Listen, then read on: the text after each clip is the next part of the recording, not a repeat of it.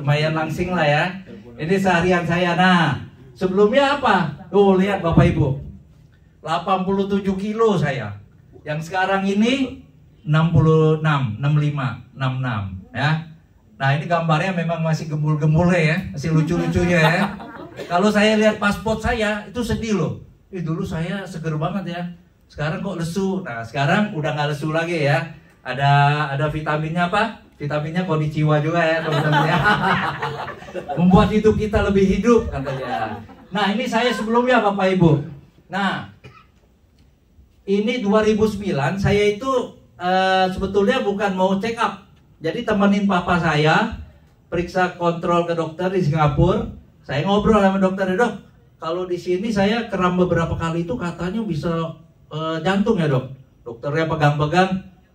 Ah enggak, tapi kalau kamu takut coba deh CT scan di bawah ya. Oh namanya saya sehat nggak takut ya.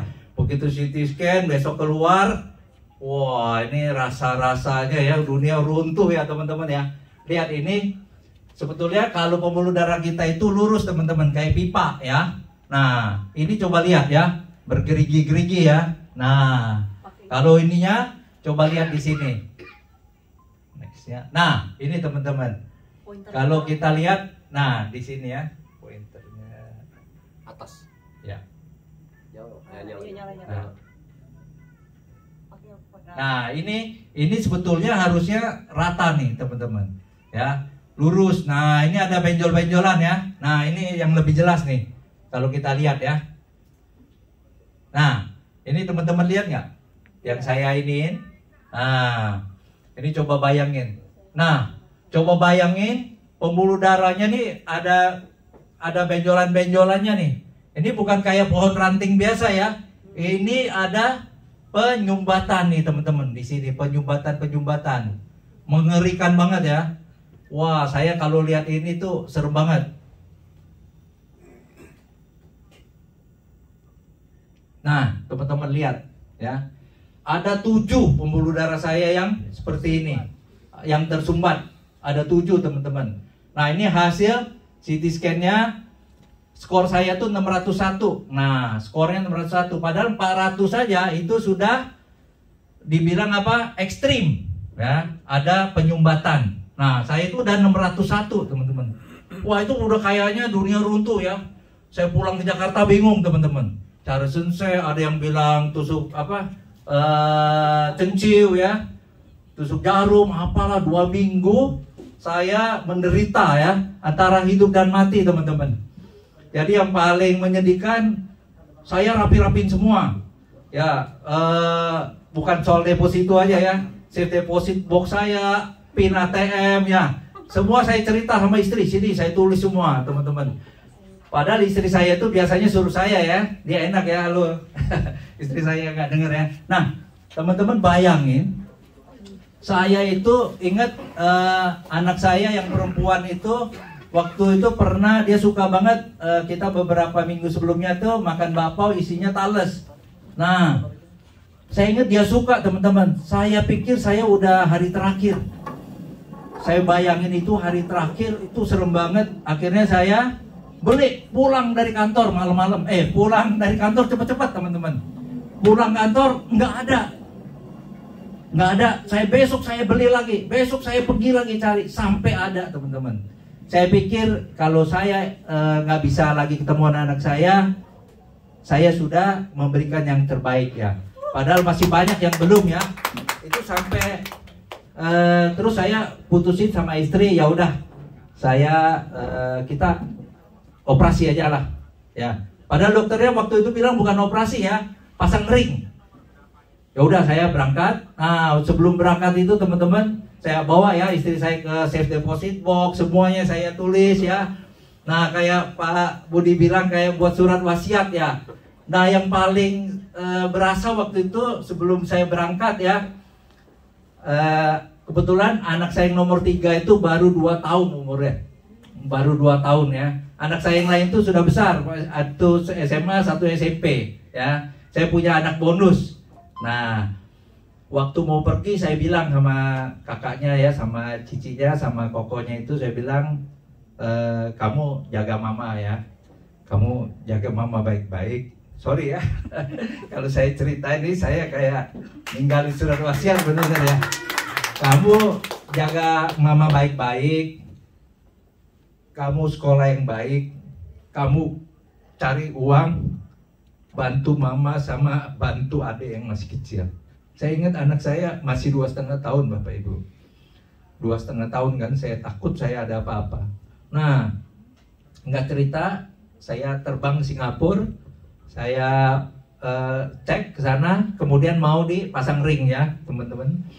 Pasang ring, ternyata waktu mau pasang ring itu di kateter, apa yang terjadi? Dokter bilang, waduh ini lokasinya ada yang kayak di tempatnya tuh segitiga ya.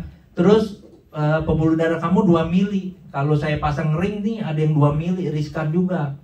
Diskusi lagi sama istri ya. Serem juga ya, begitu dimasukin kateter itu, dimasukin kontras, teman-teman kelihatan itu. Ada yang udah mepet banget. Ada yang masih berbenjol-benjolan, ada yang mepet banget. Jadi kita bisa lihat tuh di monitor ya. Jadi bisa ngobrol sama dokternya. Nah, di situ dilema lagi ya. Dokternya bilang 2-3 tahun kamu bisa balik lagi. Dilema lagi Bapak Ibu. Akhirnya udah enggak. Jadi gimana dok? Ya udah kalau gitu di bypass. Nggak boleh langsung teman-teman. Kenapa? Minum obat pengencer darah. Pengencer darahnya yang dosisnya tinggi ya. Karena mau di kateter kan.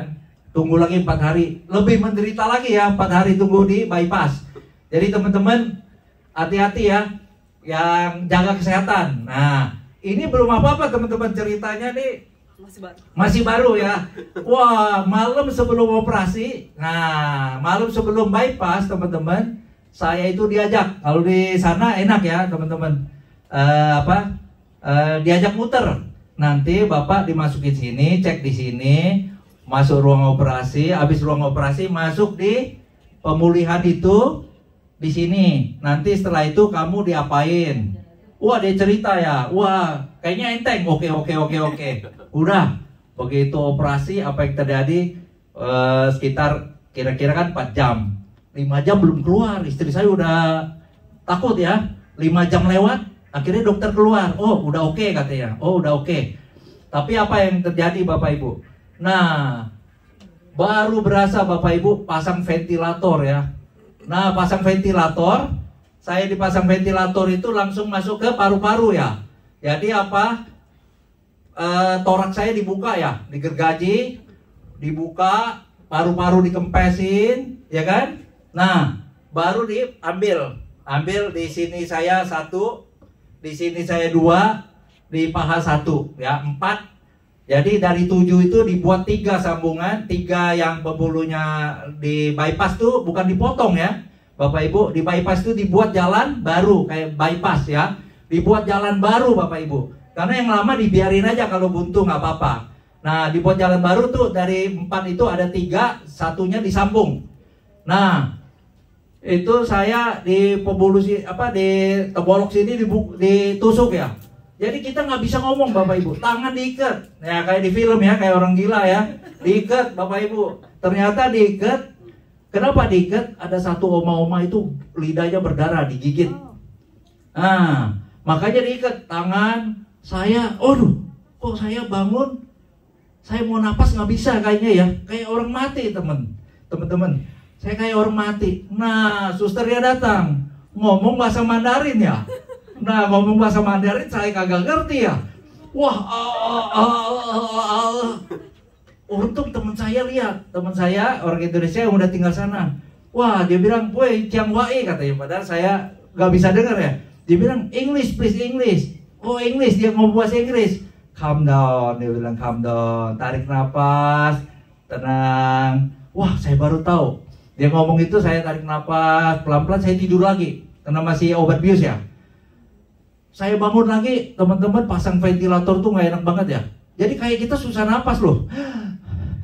Gitu. Bener-bener kayak nggak bisa napas. Ternyata itu sengsara ya. Nah, setelah 1 jaman, saya sudah bisa nafasnya bener, baru dibuka. Nah, lega pertama ya. Lega pertama itu. Nah, sudah itu di drain ya, dikeluarin. Sudah berapa lama, sehari saya dipindahin. Nah, waktu udah dipindahin, apa yang terjadi? Dokternya bilang, saya tanya kan, oh makan apa juga boleh dok? Boleh katanya, bebas katanya.